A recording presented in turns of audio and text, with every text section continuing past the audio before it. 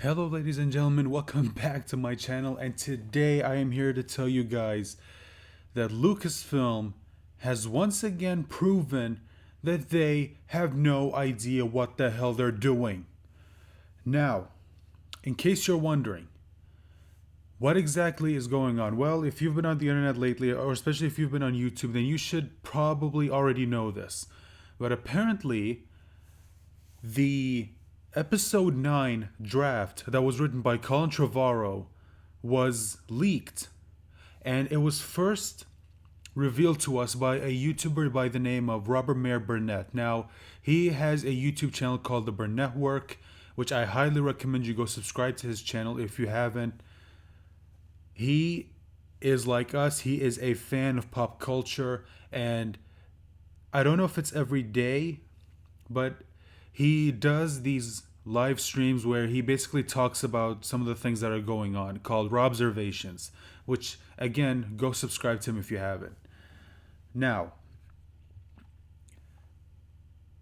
he in that video, now I haven't seen that stream yet, but so you can go find it on his YouTube channel if you want to watch it. Now, I heard that it's 2 hours long, and unfortunately, I don't have that kind of time. I'm sorry. But I did find this article, which comes from Binding into Comics, that apparently lets us know. And here it is. This is the video, and this is just part one. And I don't know how many parts he made, but again, you can find it on his channel. Let's look at this. Now, I've watched other YouTubers do videos where they cover this, so I wanted to do this video sort of giving you guys my take on this. And I recommend you go watch them, by the way.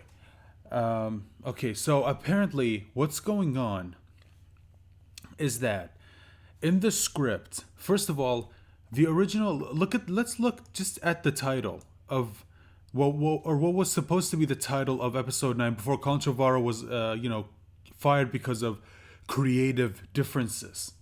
You can't see me, but I'm using air quotes. Yeah, we all know what that means by creative differences. It just means that you wanted to do something, we did not want to do that, so you're fired. Now, normally that's fine, but considering that this is Lucasfilm, unfortunately, what they want is to just push more of their insane agendas. And from what I know about this script, it seems like Colin Trevorrow at least tried to give us a cohesive film. At least he tried. Okay? And he tried to work with what was given to him by episode 9 instead of the episode 9 that we already have, which backpedals on a lot of what happened in episode 8. And from what I know, it's way better. It's way better than what we got. Now, let me just clear something up in case somebody asks. I still don't think this would have changed how I feel about these new Star Wars films. It wouldn't have changed anything. Because this new script still doesn't change the fact that Luke died like a bitch. That's part of the canon now, and there's nothing we can do about that, unfortunately. And Rey is still Rey. We all know how we feel about her. And again, it's just it's not going to do the damage that's already been done. I'm sorry, but it just wouldn't. But I will say that from what I read, it seems like Kylo and Rey are much better written characters in this version than what we got in the episode 9 that we have. And one of the biggest differences between this and the one we have, there's no Palpatine. Palpatine isn't back. Anakin Skywalker's death isn't it's just rendered meaningless because of Palpatine coming back. That doesn't happen. So at least that has this. That's something this version has in its favor. So let's get into this. Regarding the validity of the original script, Burnett does not directly address how he viewed the script and continually jokes with the idea that maybe I made all this up. But he does confirm that he did look at something himself, though remarks that it no longer exists in any form. If the alleged script is to be believed, Duel of the Fates would have taken a much different direction than The Rise of Skywalker, as evidenced by the opening title crawl being devoid of any reference to Emperor Palpatine. Yes, like I said, in this version, Palpatine doesn't come back. They didn't do something stupid like just bring him back and not give you any explanation as to how he came back. God, that was so stupid. And here it is, or at least this is part of the opening crawl. The iron grip of the First Order has spread to the farthest reaches of the galaxy. Only a few scattered planets remain unoccupied. Traitorous acts are punishable by death. Determined to suffocate a growing unrest, Supreme Leader Kylo Ren has silenced all communication between neighboring systems. Led by General Leia Organa, the Resistance has planned a secret mission to prevent their annihilation and forge a path to freedom. And again, this is just part of the opening crawl.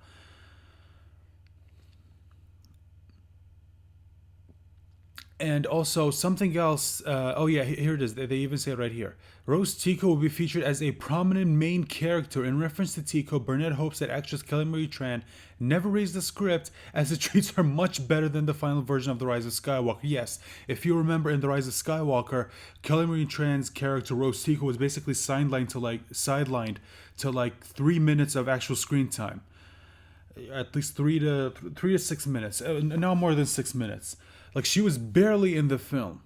And, and again, to all of you people who hate the fact that Rose Tico was barely in this film, well, congratulations. Well, guess what? You could have had a version that actually featured her as a prominent character, but you want to know who you can blame for that not happening? Lucasfilm. They're the ones who said no to the script.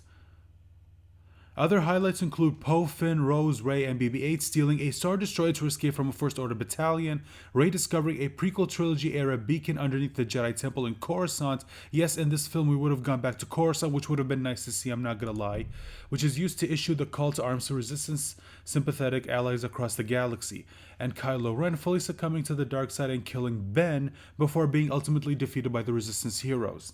Yes, so in this version there was no redemption for Kylo Ren. He was actually a villain, which I honestly would have preferred, as the script would have resulted in a film almost entirely different from The Rise of Skywalker. The list of details provided by Burnett is rather extensive. Thankfully, Reddit user Loli Frolon, I hope I'm pronouncing that right, provided a summary of Burnett's description of the script to the Star Wars Leaks subreddit.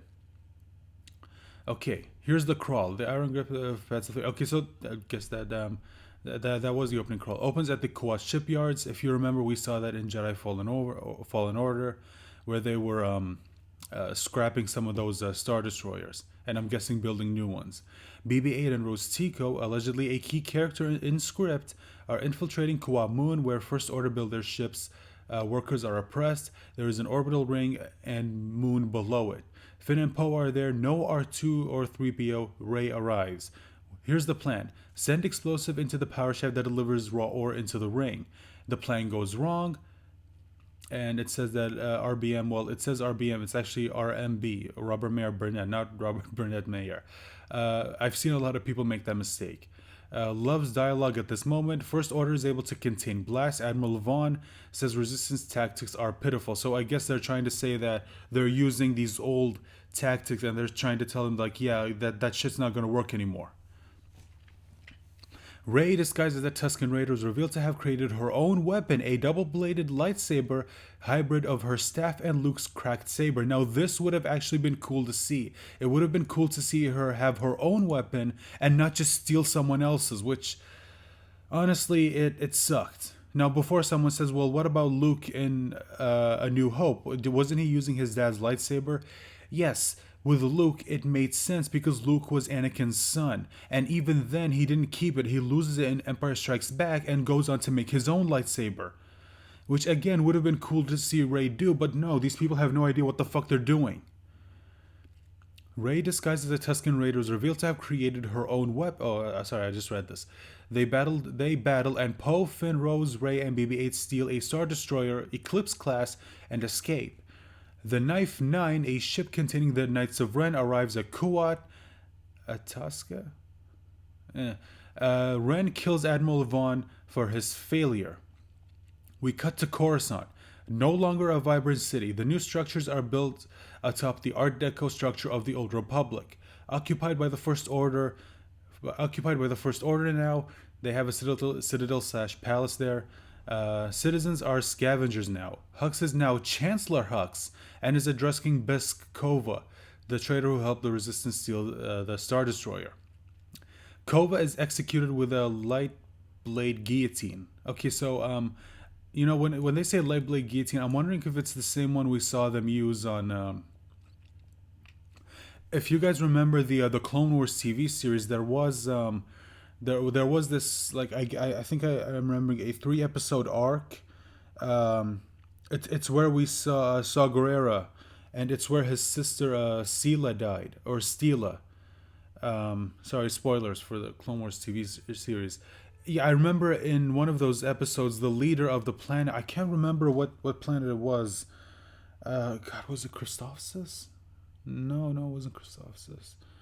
Um, but anyway, one of you guys in the comments let me know what planet they were on. But basically, what happened is there was a scene where they were about to execute the former leader, or the one who was usurped, and like they had like a guillotine which used, and it had sort of like blades that would look like they were made out of hard light. Now I'm wondering if that's what I'm wondering if this would have been like what we would have seen on screen, which I'm not gonna lie would have been a nice callback to the Clone Wars TV series. Like it felt like only people who saw the Clone Wars TV series would notice it. Again, that would have been cool to see, something a little bit of an Easter egg for fans. But no, Hux and Commander Selleck have a meeting with several alien warlords, owed to A New Hope Imperial Council scene. First Order has allies. They are aware of Rey being the last Jedi. Council wants to know, where is Kylo Ren? He is missing. Hux only knows where he has gone. He only knows he has gone searching for something of great power. We cut to Mustafar, so we actually get to see Mustafar, not for like 2 seconds, just like in the version that we already got. Kylo Ren is alone, except for a Darth Maul-esque droid. He has stubble indicating search has been for a long time. Ren is being haunted by Luke's Force Ghost, which would have been a nice callback to what to Return of the Jedi of the Last Jedi, when Luke said, "Strike me down in anger, and I will haunt you forever." Luke, this is where the dark path leads, an empty tomb. And Kylo's retort is, "Where did your path lead?" And apparently Luke's trying to get him back to Leia. He's trying to redeem him. And Kylo just tells him, "I'm going to be more powerful than any Jedi, even you." Yeah, doubtful. In Vader's temple, again, we would have gotten to see Vader's temple, which would have been, I'm not going to lie, again, it would have been cool. And the only thing of Vader we got to see in this fucking sequel trilogy was his burnt mask. Ugh. Kylo finds a Sith holocron which reveals a hologram of Palpatine. Recording is for Vader. Palpatine has a contingency for Vader if Luke kills him. Vader is to take Luke to the Remnacor system to see Tor Valum, Master of Sith / Palpatine's teacher. Okay, so let's just talk about this for a little bit. So apparently, what this film would have said is that apparently Palpatine had a contingency just in case Luke ever killed him.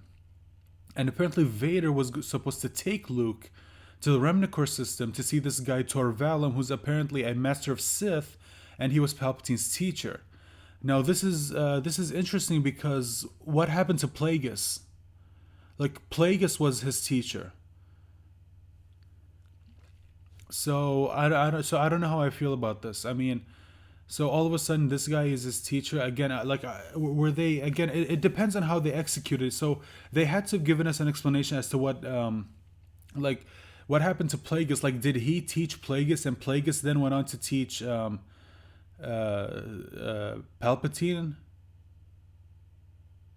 or Sidious? Is that how it works? Like, is again? It would have depended on. I don't know if this was like their final draft, but it looks like this is, again, I'm wondering if maybe they would have added an explanation as to what's going on, as to where did this guy come from. If this guy always existed, why didn't he show up? Why didn't he ever show up? Like, where was he all this time? Like, why was he in the Remnacor system all this time? Why didn't he ever do anything? Like, wouldn't he have sensed Sidious's death? Again, that's just it's interesting. I don't know how I feel about this.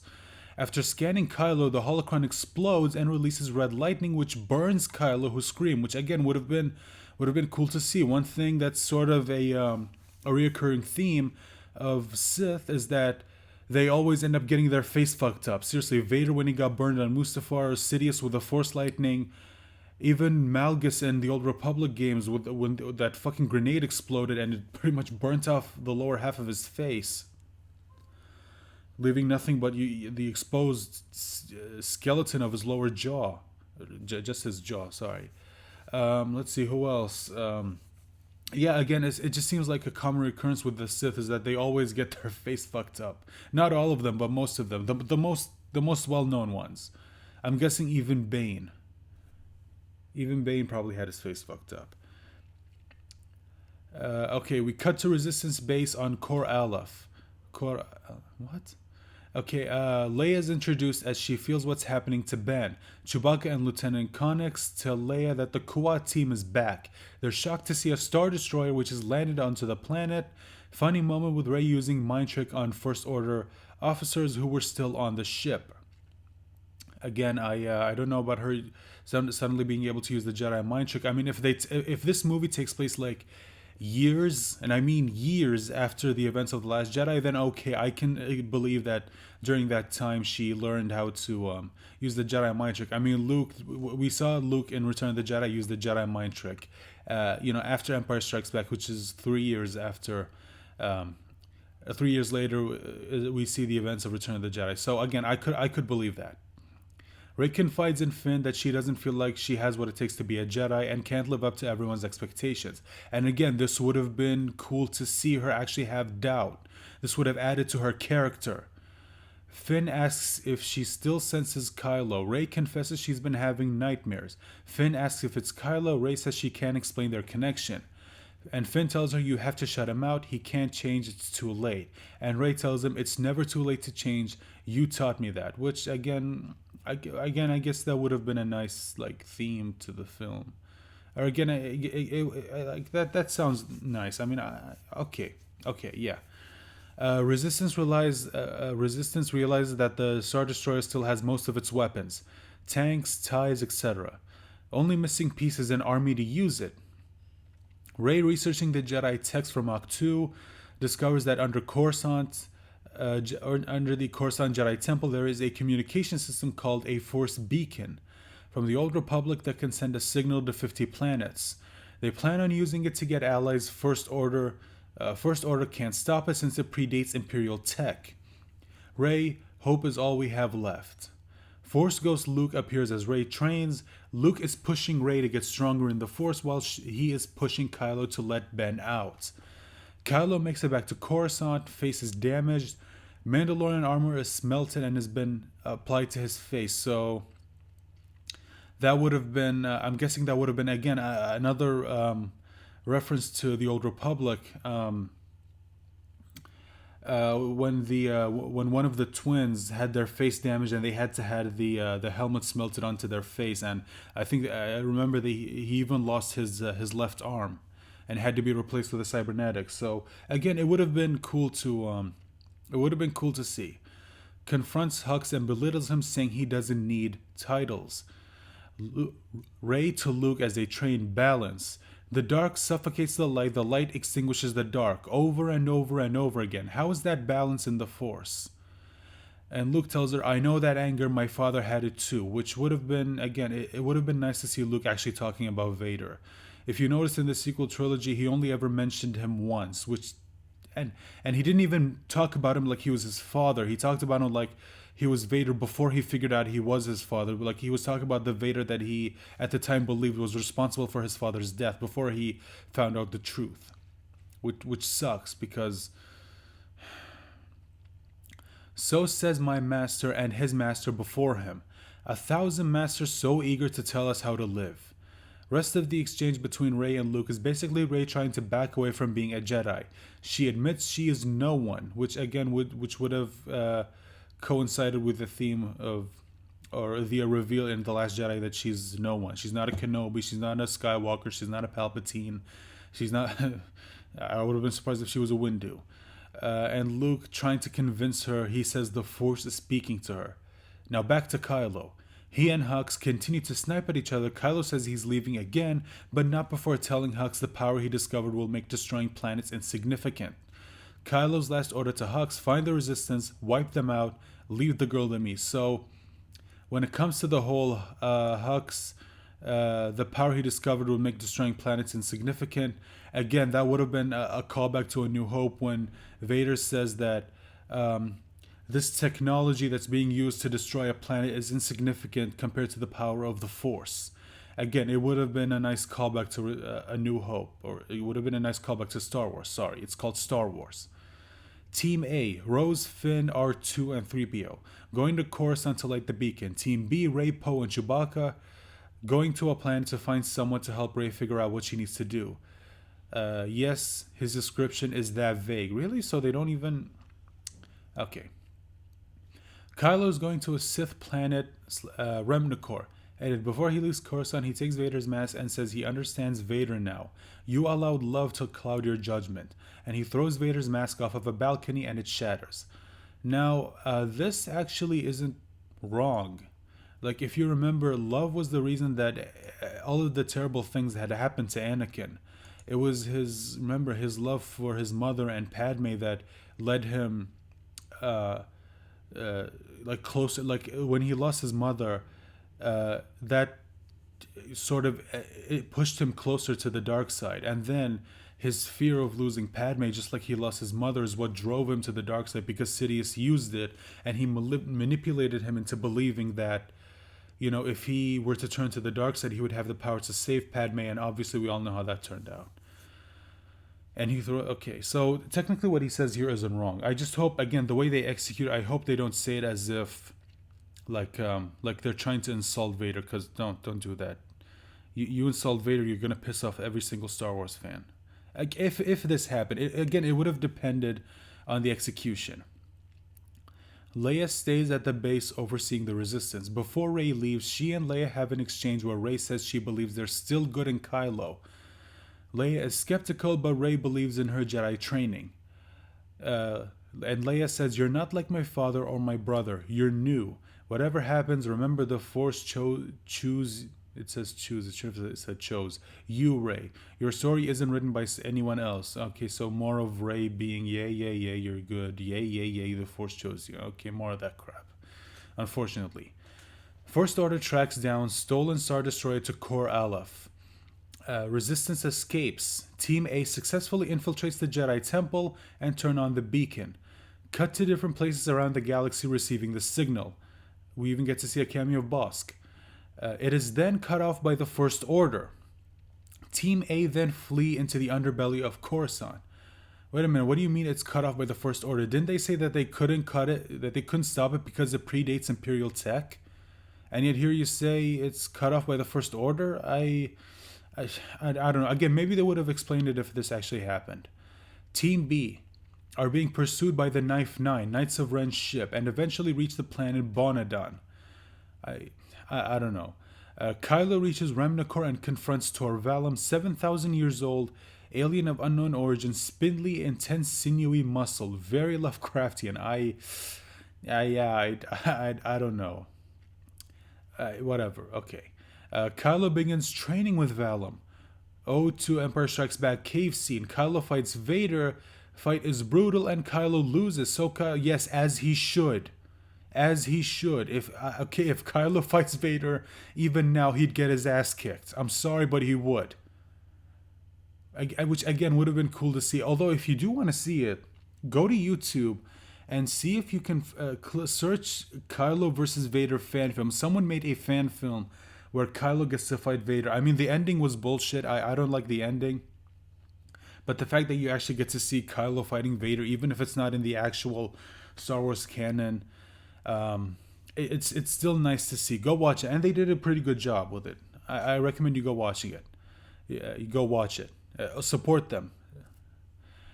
Bonadon. Back to Bonadon. Poe takes Rey to a seer who can pull information out of memories. The seer pulls a star chart out of Rey's mind from her visions with Kylo. Knights of Ren show up and fight Rey in a lightsaber battle. She defeats them, of course, and Team B escapes. Wait, does she defeat them as in does she kill them? Or does she just beat them, or does she just defeat them, like knock them out, and then her Poe and Chewbacca get a chance to escape? I don't know. I mean, I'm assuming she kills them, because of course. Both Rey and Kylo eventually get to Mortis. I don't know how they...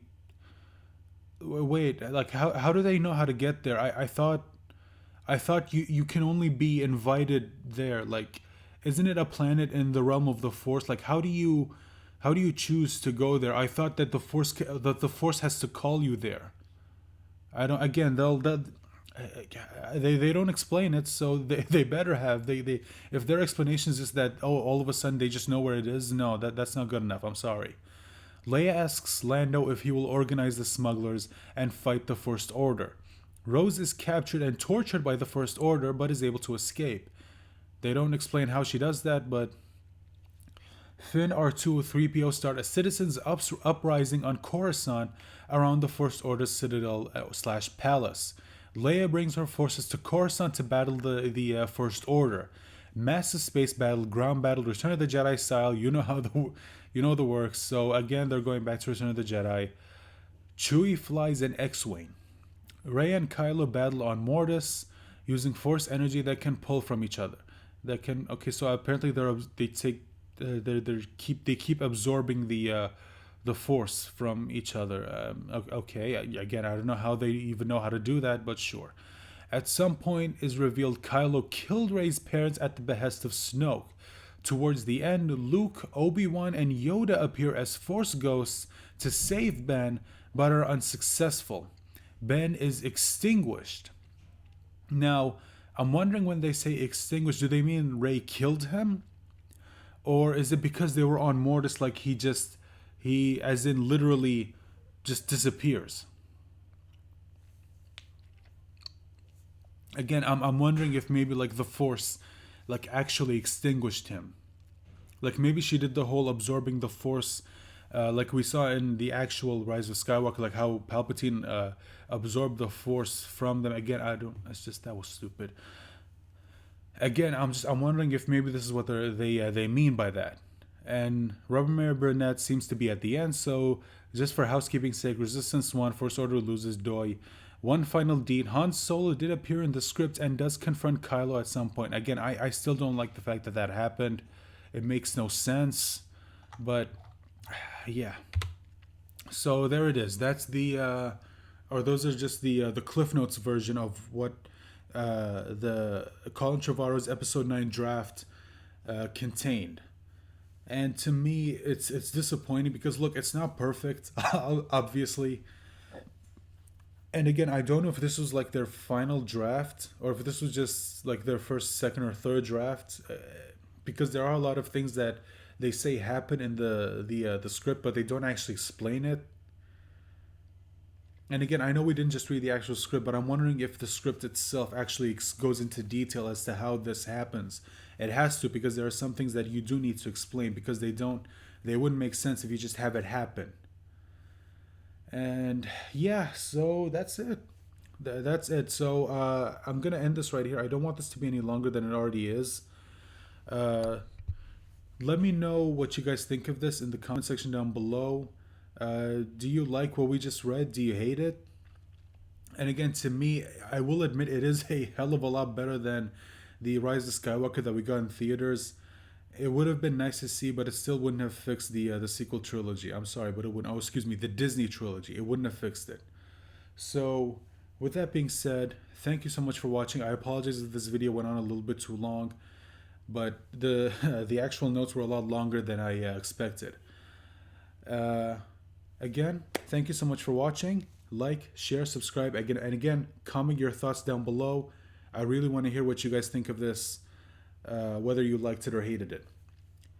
Thank you so much for watching, and I hope you join me on my next video. Bye.